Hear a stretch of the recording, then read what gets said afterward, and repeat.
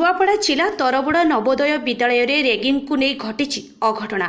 Senior 12 श्रेणीर छात्र माने 10म श्रेणीर 22 जन छात्र को बाड़ी और रड रे माड़ मारी जहाँफल छात्र माने आहत होइछंती।